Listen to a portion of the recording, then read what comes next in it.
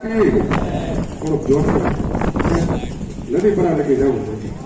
ભારત માતા કી નગરપાલિકાની સામાન્ય ચૂંટણી 2026ના વોર્ડ નંબર 5ના ગામોના અધ્યક્ષ શહેરના પ્રમુખભાઈ ઘનશ્યામભાઈ સાધરાણી, આ વિસ્તારના આપણા સૌના જૂના એવા કાર્યકર્તા ભાઈ રશ્મિનભાઈ ડોડિયા, જેમણે સેવા કરી છે એવા ડોક્ટર રાજુભાઈ ગીડા, અલ્પેશભાઈ, જયતુભાઈ થી લઈ છેક સુધી પ્રકાશભાઈ થી લઈ પાછળ ઉભેલા બધા જ આ વિસ્તારના કાર્યકર્તા ભાઈઓ બહેનો, ચૂંટણીઓ દર 5 વર્ષે આવે અને દર 5 વર્ષનો હિસાબ એ આપણે રજૂ કરતા હોઈએ.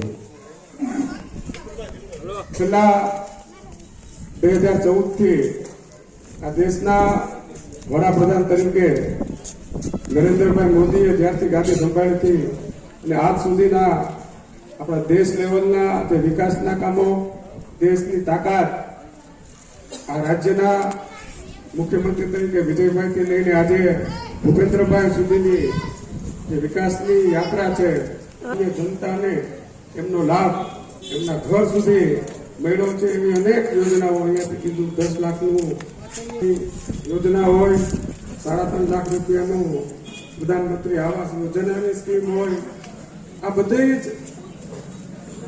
આપણી સામાન્ય જરૂરિયાતોને આપણે નહોતી માંગીને આદરણીય નરેન્દ્રભાઈ આપી છે. ત્યારે મને વિશ્વાસ છે કે બગસરા શહેરે ભારતીય જનતા પાર્ટીનો હંમેશા ગઢ રહ્યો છે. ત્યારે આપણે 28 સીટ આ વિસ્તારમાં નગરપાલિકાના 7 વોર્ડમાં લડીએ છીએ. ત્યારે હું અત્યારે જે રીતે ચિત્ર જોઈ રહ્યું છું ત્યારે લગભગ ઐતિહાસિક જીત તરફ આપણે આગળ વધી ગયા.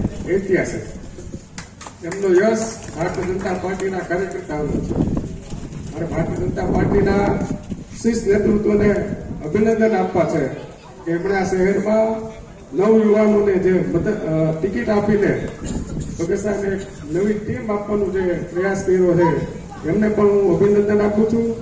ખાસ કરીને મારે 2 વાત આપના સમક્ષ જરૂરથી રજૂ કરવી જોઈએ કે આપણો વિસ્તાર હંમેશા ભારતીય જનતા પાર્ટીની સાથે છે. અહીંયાથી કહેવામાં આવ્યું કે ગયા વખતે આપણી કડી તૂટી હતી, કે કડી આપણે તૂટવા નથી દેવાની. આપણા વિસ્તારમાં અન્ય વોર્ડમાંથી અન્ય લોકો ખૂબ નુકસાન કરવા માટે, લોકોને ભ્રમિત કરવા માટે, લોકોને જ્ઞાતિ જાતિના વાડામાં બાંધીને આપણી પેનલને તોડવા માટેની કોશિશ પણ અન્ય લોકો સામેના વિપક્ષના લોકો કરવાના છે. ત્યારે કોઈ પણ વાતમાં કોઈ આવતા નહીં.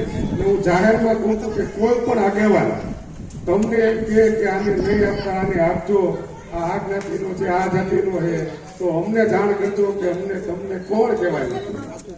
કારણ કે ચૂંટણી છે, સામે પક્ષે અહીંયાથી કીધું કે કોઈ નથી, પણ મારે જાહેરમાં કહેવું છે કે સામે પક્ષે કોઈ નથી. તો એવા કેટલાય લોકો આ શહેરમાં ભારતીય જનતા પાર્ટીનું શાસન ન આવે, આ શહેરમાં ક્યાંય વોર્ડમાં પેનલ ન આવે, એવી ઘણા લોકો અત્યારથી તૈયારી કરી રહ્યા છે. ત્યારે જાહેરમાં કહેવું જરૂરી છે. એટલા માટે કહું છું કે કોઈ પણ અમારો આ કેસ કરીને કે અથવા ભવિષ્યમાં કોઈ કેસ કર્યો હોય ને તમને ઘરે કહેવા આવે તો અમને ખાસ જાણ કરજો કે તમારો આ કાર્યકર્તા કે આવું કહેવા આવ્યું છે. આ ખાલી તમે જાણ કરશો અને જો એ પ્રવૃત્તિ બંધ થઈ જાય તો અહીંયાથી કીધું ને કે ઐતિહાસિક જીત આ વિસ્તારમાંથી ખાવાની છે, નક્કી છે. 4 સીટ આપણે જીતીએ છીએ વોર્ડ નંબર 5થી.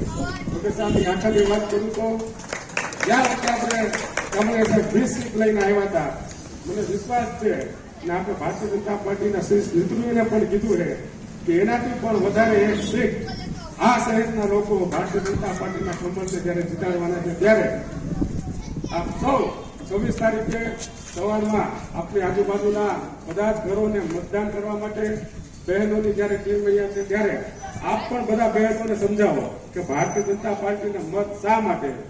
બગસરાના વિકાસ માટે આપણે ઘણું બધું કામ હજુ કરવાનું છે. આપણે ખૂબ કામ આ શહેરમાં કર્યું છે, ત્યારે આપણે છાતી ઠોકીને કહી શકીએ છીએ કે મત માત્ર કમળને આપવાનું છે.